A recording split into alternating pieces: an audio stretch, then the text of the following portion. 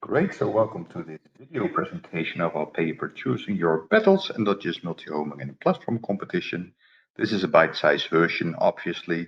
It's joined with Nanette Stoffers and Gijs Witswart, and we're all at the University of Groningen. So what are we doing in this paper? Well, this is sort of the main question.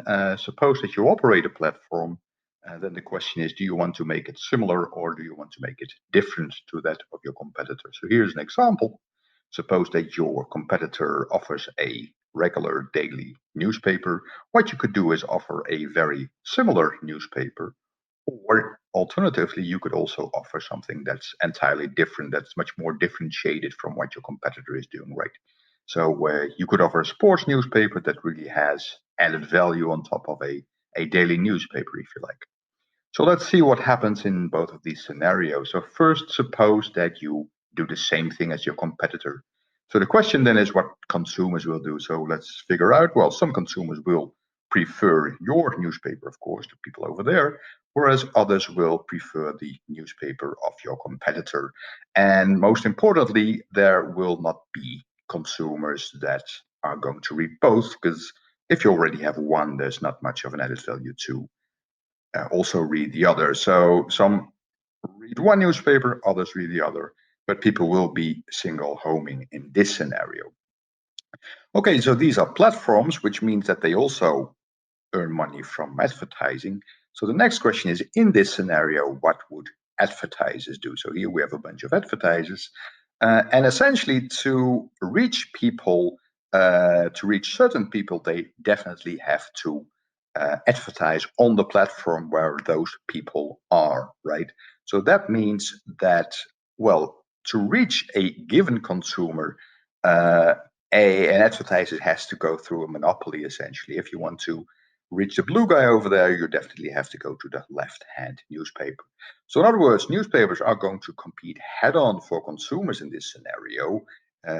Either they go to one or to the other, but they have lots of market power when it comes to the advertisers because they are the unique gateway to single homing consumers. So in other words, if advertising rents are really important, you may want to choose this scenario because in this case, competition for consumers is fierce, but you have a lot of market power vis-a-vis the advertisers. Okay, so let's look at the other scenario that we looked at. So your competitor has this daily newspaper, but now you're going to offer a much more differentiated platform.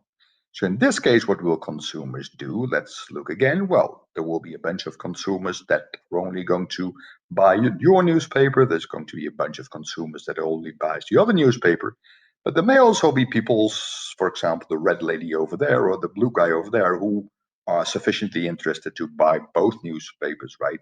If you read the daily news, then the sports newspaper really adds something, so you may want to consume both. So some consumers choose one newspaper, others buy both. In other words, there will be consumers that are multi-homing in this scenario. So what does that imply for what advertisers are going to do? Well, advertisers now have much more of a choice, right? So if you want to reach the blue guy, for example, then, well, you could advertise on the left-hand newspaper, but you could also advertise on the right-hand newspaper. So they have a choice essentially for those consumers at least. While some advertisers may want to reach all consumers over there, so they will advertise on both. But crucially, the multi-homers can be reached through either channel, right? Which also gives those newspapers much less of market power vis-a-vis those advertisers.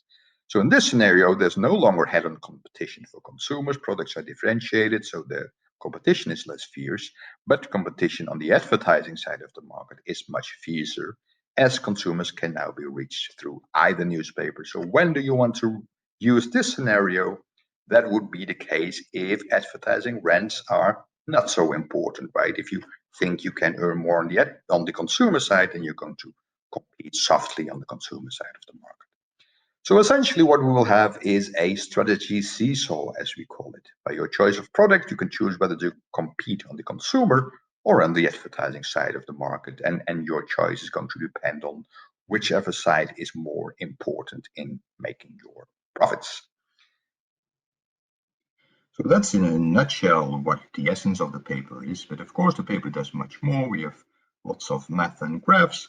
We look at product positioning. That's what I just argued. Do you want to differentiate your platform from that of your competitor, or do you want to offer something similar?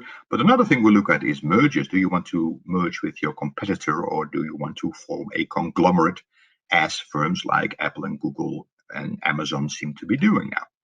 Another question is standardization or incompatibility. Tying is another one. So every time the choice is, well, do you want to compete fiercely for consumers or not, which has the opposite effect on the advertising side of the market. So what all these cases have in common is that the choice is between a battle on the consumer side or one on the advertising side of the market. This is the paper if you're interested, available online. Thanks for watching and hope to see you again.